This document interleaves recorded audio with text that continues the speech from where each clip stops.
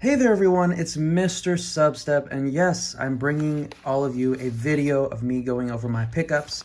So I know recently my videos have been kind of slow, but of course, once again, with the transition and everything, I'm having to buy a lot less, so I'm trying to space these out a little bit more. Might see some miscellaneous stuff in between, like a video game collection video. That's something I've been wanting to do for a while and just couldn't find a good opportunity. But here, how this video is going to work, I'm going to go through all the singles, talk about the cards. All these cards I ordered from TCGPlayer for my master sets, and then I'm going to put them away in their respective master sets, and then just kind of go over my talking points throughout me putting them in the binders. So chapters down below, you can skip to whatever part you like, and let's get right into it. We'll start out with the, actually, you know, we're going to start out with the thicker package first. All right, it is going to be fun slotting these away. It looks like they just gave me 2 giant wads, which, I mean, hey, I don't blame them. I ordered a lot of cards, so let's see what we can add to the collection here. So first off, we're starting out with that Altaria, the Champions Altaria in reverse holo. So like always, I'm going to put the prices down below of what I paid and then what I received, and you'll also see the condition. If there's no condition for what I received, that means the condition is the same that I was expecting. Yeah, and if it's less than $1, I'm not going to put the prices. So that's also for your awareness. So if you're like, wait, what? Where'd the price go for that one? It's because it's less than $1. So yeah, really excited to add more to my Supreme Victors master set. This one's kind of a long time coming master set. These cards are a little bit harder to find than some of the modern sets that I'm collecting, but overall excited to complete it. I might attempt one more older set and then kind of give the older sets a rest and just focus on modern for a while, because I can at least knock out modern sets much quicker. Oh, this is a different sleeve. Oh shoot, got the Cynthia Garchomp sleeve. Man, I'm almost tempted to keep that one. That one's pretty sweet. So, Knocked Out Dusknoir. That's actually a good condition card. What the heck? That is clean. Wow. Supreme Victors is from 2009, so 14 years old. That's pretty crazy. Got the Gabite. Wow, that's a really good copy, too. Jeez Louise, man. Those are clean. Okay. For once, somebody that categorizes older cards as like lightly played, the near mint, it's actually accurate, because a lot of times people will have older cards like, oh yeah, that's lightly played, and I was like, yeah, that was lightly played 20 years ago. Now it's like a heavily played, but they just never re-looked at everything. Oh, that Ivysaur is gorgeous. I think this Ivysaur is actually pretty expensive though. I still need to get the reverse Bulbasaur, which the Bulbasaur in this set I believe is done by my favorite artist, so it's a very special Bulbasaur to me. We have the Mankey, just a cutie with that little extra punch. That extra punch. I know the Annihilate EX boxes came out recently, and I'm probably just going to get the promo from that box, because I really don't feel like paying full price for a box and all of that. This Metagross isn't too bad. I've definitely seen worse, and it is a holo from Supreme Victors, which I will take. All right, now we move on to the second wad of cards, which is exciting. Let's see if it's just as fiery on this side. We have the Murkrow. The Darkness reverse holos are always so incognito. Like, you really have to look at them in the light. This one isn't that bad because it's a little bit shiny, but some of the modern reverse holos, you really have to look at them to, you know, determine if it's a reverse holo or not. Got the Nincada. This is a classic card, that call for family attack. So many Pokemon have that, which is very useful for getting set up. We have the Paras, and that's actually in pretty good condition. Shoot. Okay, Paris holding it down. The most savage Pokemon in Legends Arceus. And we have the Raichu. What a cutie. Yeah, so unfortunately I'm probably not going to be able to do the pre-release event for Obsidian Flames, which I'm kind of sad about, because I think that should be coming up actually very quickly. We have the Rosalia. Really nice. Yeah, some of these are actually in fantastic condition. You know what?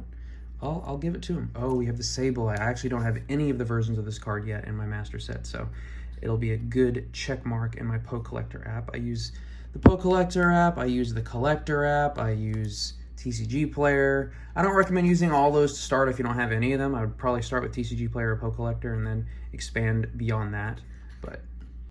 And for the final card, you could call this strong or weak. What kind of sleeve is that? Oh, just a matte black sleeve. Wonderful. It is the pre-release Baxcalibur, so I think I need a couple more pre-release cards from Paldea Evolved. But this is a really cool artwork. I like this one more than the regular one. That super cold ability, used all the time in the Baxcalibur, Palkia, you know, Rain Dance type decks. Very nice, and excited to add another Scarlet and Violet promo. And it looks like this top loader I can reuse, which is fantastic. All right, so this is the second package, which I've already slipped open. Imagine if I cut the cards. That would be pretty wild. And you're starting off strong, but not with the strongest card in here. So I always like to remain transparent with y'all. I actually have already opened this and I was just not recording. So I'm gonna do my best to reenact all of my initial impressions of everything. So, oh wow, look at this, 3 top loaders, and these are both reusable, and then this one is very usable too. So that's super exciting to sell my singles off. And it looks like they have, okay, they put them both in the same sleeve. We're gonna start out strong with this Genesect V alternate art from Fusion Strike and save that last card for last. Well, obviously. So yes, I am still trying to complete Fusion Strike. I kind of put it on the back burner because the Espeon and Gengar prices just keep going higher and higher. So I love-hate this card because I don't like facing new VMAX, but it's kind of an easy dub now because I know it pretty well. I don't even use Drapion anymore. I just use Spiritomb and Path to the Peak, and I can generally win those pretty easily. They can't maneuver as well as they used to, which is exciting. And then we are saving the best card for last, the Arceus V-Star from the Galarian Gallery. Oh my goodness, it is beautiful. And I was lucky enough to pull 2 of the gold cards, so I feel like my luck with Crown Zenith is pretty much spent, so I'm just going to purchase the rest, I mean, like I am doing with all these other sets. And yeah, I run one of these on PCTGL. I don't go crazy with spending credits because I don't have that many. And overall, this is a clean copy. Oh yeah, I didn't show off the Genesect back, or maybe I didn't, but that is a clean copy as well. They're not perfect, centering's off, a little chipping on the edges, but I'm not planning on getting these graded, so wonderful to add these to the collection. That's the second most expensive card in Crown Zenith, so I'm knocking out all the big dogs up front and then gonna slowly collect the rest, but I am getting pretty close. So that concludes this portion of getting the cards. If that's all you wanted to see, I completely understand, but now I'm gonna get into putting all of these into their forever homes and binders, and then go over all my talking points. A lot has happened recently in my life, and if anything has happened recently in your life, please, I'm here, I wanna conversate, you know, so let's go to the next part. All right, so this is the best part. Everything's put in my TCGPlayer app. Very tedious, but very satisfying when you get the binders out. So I got 4 binders right here, some good variety. We will start out with the Supreme Victor's binder, which I probably pick at this once a month, but it is so satisfying to fill in this binder. Okay, let me get this chair out of the way. I'm like awkwardly having to do the reach around and all that stuff. So there we go, good view, and now we can go through the talking points. So first off, today is the release of Pikmin 4, so I did go and pick this up. I actually went to a Walmart that I always go to, and they've never let me down until today. I saw the little tag saying Pikmin 4, and it was completely blank, so I'm like, there's no way this sold out, because all the past games that I would say are way more popular than that didn't sell out, so I'm like, they probably didn't stock it. So I went to a Target, ran into the same issue, and somebody hadn't stocked it. So I talked to somebody. She said that I guess a tech that was supposed to be in the back wasn't there, so she ended up having to like walk a mile to go get the games, and then she brought them back. Of course, I was grateful. Got the game, paid the full $59.99 United States dollar, and you know what? I have had a great time so far. I only maybe get 2 or 3 games a year, so I don't feel that bad paying full price for games. I know, shoot, what number is this? Got 26. Okay, we keep going. I know growing up, I would never get games full price because, I mean, a lot of the times it wasn't even me buying it. It was like my dad. So we always got stuff at a discount and got cheaper games that way, so I ended up with a lot of sports games. But now I'm an adult. I have my own income. I can just get full price games whenever I want. Is it the wisest? Could I wait a long time for a Nintendo game to drop by $5? Mario Kart Deluxe, I think, has only dropped $10, and it came out on Wii U, or Mario Kart 8 came out on Wii U. So it's just crazy. Of course, you know, Nintendo has control of all their respective IPs, so they can pretty much do whatever the heck they want. And then other games like Call of Duty will go down to like $5. So, you know, that's just how things go. We have the Sableye, first Sableye added to this binder, which is very satisfying. But speaking of Mario Kart, they did have a bunch of new tracks and stuff come out, which Mystery and I have actually been playing Mario Kart like every other night. I never did get gold. I never did get gold 3 stars on all the races, so kind of going through and trying to redo that. And then probably next month I will end up buying the new tracks, because they essentially doubled all of the tracks, and I think they're adding like 4 to 6 new characters. So overall, it is pretty poppin' with the updates that they have made. I'm super excited, and it's actually really fun. I forgot how much fun Mario Kart was. It does make you rage when you have 3 first places and you're in the last race and you just need to get first place to get that 3 star, and you proceed to get hit by a red shell, you lose 3 coins, you fall into the freaking lava, lose another 3 coins, and you get hit by a blue shell. It's just, oh, So much fun, but also rage-inducing. But, you know, it's something that we can play together that she doesn't mind playing. She doesn't mind playing Smash, but I end up destroying her even when I'm taking it easy. So it's like, I either let her beat me, or I just, you know, string combos on her like nobody's business. So it's really hard to kind of go in between there. I like to do team stuff too. When I did go to the Target, I did check out the stock on their Pokemon card section, which was doing all right. They had the new, they had the Annihilate EX boxes, they had the Baxcalibur and the Tinkaton EX decks. As I said before at the Annihilate, but I'm probably just going to get the individual promos for those decks too, unless the decks drop significantly in price, because the promos themselves are still pretty expensive, which is really annoying, because with previous theme decks, the promos would always be really cheap, but I think now just not a lot of people are opening them and splitting them, so they're charging slightly more. I mean, I could wait for the price to go down, but I also don't want to fall too far behind in promos, because promos come out like hotcakes. Well, they come out like something that gets produced very quickly. I don't know. So, yeah. Whoa, where is my Mankey? I am lost in the sauce. Here we go. Dang, I was all over the place. So I should have shown a photo of that. Did watch the episode of One Piece. I think I'm a few episodes. I haven't talked about it in a few episodes, but it is just dragging. It is just dragging. That's funny that I used the word dragon. But, yeah, it is taking forever. It's good. It is good. People call it peak piece or, you know, rooftop, whatever. I mean, it's still good, but it is just dragging. When you're watching things like Jujutsu Kaisen and Chainsaw Man and stuff like that, where the pacing is just much quicker. I get it, you know, One Piece is a different type of story, and I'm, you know, thousands of it, or over 1,000 episodes in, so I mean, it's understandable, but like, gosh dang, please just end this arc already. And they keep building stuff up more and more and more, and like at some point you just start to lose that, you know, it factor, I guess. But that's just me ranting, because I want freaking a transformation to happen already, basically.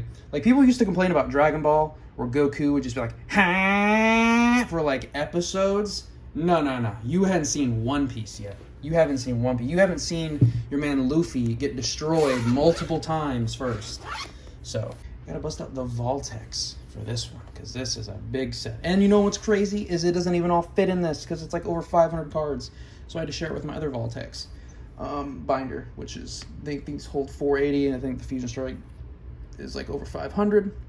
So, most recently, I did go to Philadelphia for a job interview, so I'm currently in Kentucky, flew into Philadelphia. The job itself was in New Jersey, and it was great. So, will I pick this job? Probably not, but it just sucks, because if it wasn't in competition with this other job that I'm looking at, it would be it'd be too easy. It was really nice vibe there. It was, I mean, I've never been to Philadelphia, or I've never been to Pennsylvania or New Jersey. So, oh, that's a nice little page, huh? I've never been to either of those places, so it was kind of cool. They hooked me up with the hotel, rental, all that stuff. Which the rental that I got was a Kia, and I have hated on Kia my entire life. I'm like, who likes Kia, blah, blah, blah. And then the newest Kias, I hate it because they're starting to look good, and then I was driving it, and I'm like, oh, this isn't that bad. Kia's really stepped up their game. I gotta give them respect. I have to give them respect. They've been stepping up their game. Whoever they decided to, you know, take over and change things, they are doing the right thing. So, we have the Crown Zenith binder. I did get an SD card, so my Switch, of course, I love physical copies. I don't have too many digital games. Did finally get an SD card. So, at GameStop, it was $30. At Target, it was $21. And at Amazon, it was $15. And 128 gigabytes, I probably would have shown a photo already. At $128, that will pretty much take care of any of my needs as far as memory goes. Hopefully it does. If it doesn't, that's awkward. But, so I did get one of those. Let's see. Pikmin, I talked about it already before, but Pikmin 4, great game. I think I'm like on day 16 or day 17. I love the Pikmin series. It's one of those series that it's so different that you either love it or hate it. It's real-time strategy at its core, but it's just a great game. Play the demo. If you hate it, then you don't have to get it, obviously. But then if you play the demo and you love it, then you have another game that you can play, which is fantastic. So I'm loving that. Right after I film this video, I need to edit this video, but I'm probably going to go play it some more because it's so much fun. It's addicting. They've added so many to like quests and everything, but the quests are just like playing the game how you would play it. You know, it's not, you're not having to go out of your way or, you know, move a Korok, you know, across a river, up a mountain and all that stuff for 2 Korok seeds. Speaking of which, I did finally beat Legend of Zelda Tears of the Kingdom. I'll show some snapshots of my, completed game. No spoilers, of course, because I'm sure a lot of people are still working on it or whatever. I think I ended at like 60-something%, which actually isn't that bad. I did all the shrines, did all of the light routes. Haven't done all the side quests yet, I don't think. And, what is this, 19? All right, so that is the final slot. I haven't done all of the side quests, so eventually I might go back to it when I do the DLC, but overall, I was so charged up. I had all the shrines and everything done, so max stamina, max hearts. I had really good weapons, really good armor. Pretty much all my armor is like fully upgraded because I never updated, so I can still do the dupes. Because I'm sorry, I'm not going to sit on a freaking dragon and ride it for 10 minutes to get all those parts. Like, just give me my and the star fragments, they are much easier to get in this game because you like dive and then they're diving with you and you can catch them. But yeah, I just used the dupe glitch because I didn't want to have to wait for that. But for weapons and all that stuff, of course, I still do it normally. But I mean, play how you want to play. So yeah, finally beat it. Super exciting. I did watch Chainsaw Man. So I think only one season is out so far, just 12 episodes. And a lot of people have recommended it to me. One of my good friends, she recommended it to me. And then actually some people on YouTube recommended Chainsaw Man. The main character's goals are a little iffy, but for a 16-year-old dude, I mean, I guess I can't really blame him. Mappa, of course, animates. I feel like Mappa just animates all the fire animes now. I don't know how to explain it. I mean, it's just so good, so fluid. It is very gory. So, like, you think Attack on Titan's pretty gory. Like, Chainsaw Man is pretty gory, gutsy, all of that stuff. There are funny moments, and, there are... I would still... So just the first season, just the 12 episodes, a 5 out of 5 anime for me is, like, one of my favorite anime of all time. I would recommend it to anybody, until the day that I die. I would give this one a solid 4. Any 4 out of 5 anime is just, like, a solid anime all around. Like, you can't really go wrong with a 4 out of 5 anime, but I would give it a 4. Obviously, the story has still a lot more to go. I'm not sure how long the manga is, but I'm excited for more seasons. Jujutsu Kaisen Season 2 is currently ongoing, and oh my gosh, it is so good. It's kind of like a prequel to the first season. You see some cameos, and it is so good. And the way that the third, I think it's episode 27, just ended, the cliffhanger is... I haven't read the manga. I don't know anything about it. It is, oh my gosh, I can't wait till next Thursday. It comes out on Thursdays on Crunchyroll, so looking forward to that. The show is amazing. Let me know if you've watched it. I did watch the movie as well, based around that one character. I forget his name. But, like, had the curse, the special grade curse spirit, like, within him or whatever and all that stuff. And great movie. If you got, an hour and a half or however long it is, maybe it's 2 hours. Great movie if you like Jujutsu Kaisen, that universe, totally worth watching. I watched it before Season 2. I don't think it really matters, but cool. Anytime there's more of the guy with the beautiful blue eyes, I can't really complain. And then... Also, I am in the process of watching 7 Deadly Sins. So, I was watching it on Netflix. I finished Season 2, which is like 4 episodes. It's weird. It basically just sets up Season 3. Season 3, the 10 Commandments come down and all that stuff. I'm really behind on 7 Deadly Sins, by the way. There's like, people have been talking about it and, they already forgot about it already, but I'm getting through it. So now I'm on Season 4. Season 3 was great. I loved the introduction of Escanor. I knew nothing about Escanor, never seen any of the spoilers or anything, and just seeing that beast of a man come in, oh my gosh. Those are the types of characters in anime that I love, just overwhelming power. I love it so much. So, honestly, the anime overall is pretty average, but when you got a character like that, and I mean decent fights here and there, I'm like, alright, we'll see. And there are some good plot twists, I will admit. Every now and then throw in a good plot twist, and you're like, hey, wasn't expecting that. Thank you. So, keeps it somewhat interesting, but I have Season 4, and I think there's Season 5, and then I should be complete on 7 Deadly Sins. That's kind of just filling in the gaps whenever I'm not watching One Piece or Jujutsu Kaisen, and then I'm still in the process of my rewatch of Attack on Titan. So that pretty much, does that catch me up? Oh my gosh. So, did go to Woodford Reserve. Beautiful place. I'm sure you've seen those bottles before. Woodford Reserve has a pretty distinct bottle look. The double oak is my favorite. Basically, you do the traditional aging of bourbon in a barrel, and then they take that finished bourbon, and then they age it again in another barrel, and it just makes it that much more, like, oaky, and it's amazing. I love it. And it's fairly easily accessible. A lot of the bourbons that we've been buying here in Kentucky are going to be really hard to find once we move away, but the double oak Woodford Reserve, you're always going to be able to find that, which is nice. And then I watched a couple movies. We Have a Ghost, and then Murder Mystery 1 and 2. I put these down to talk about them, but I'm not sure if I should even talk about them. Murder Mystery 1 and 2, it has has Adam Sandler, Jennifer Aniston. It's just like one of those feel-good movies. Definitely 6 out of 10s. I mean, there's a little bit of plot twist here and there, and it's funny and all that stuff, but I mean, just very average movies. If you want just something to kind of have on the background, they're good movies. And then I watched We Have a Ghost, which was interesting. It had that one actor, I can't remember his name, but I'll probably show a picture of his face. But then the main like boy teenage actor that they had in the lead, I actually liked his role, and overall it ended up being a wholesome movie. So I'd probably maybe give that one a 7 out of 10. I don't know. It was good overall. It's weird, the advertisement, the actress that they had on front, she was only in the movie for like 5 minutes, so I thought that was kind of funny. But overall, wholesome movie, slightly different, not scary at all. And yeah, that is all on me. I have one more trip out this upcoming Monday to another job interview, and then from there I think I'm going to make my decision of where I want to work next. So definitely not going to be living in Kentucky anymore. Please let me know what you have going on. I might have one more card picket video for the month of July, maybe beginning of August, and then things are really going to slow down because going to be moving, going to be, you know, reducing like all the excess stuff, because, you know, it's moving is, if you've moved, you know what's up. So that's all I have. Please let me know what you have going on. Let me know what you thought of this video, and I will catch y'all in the next one.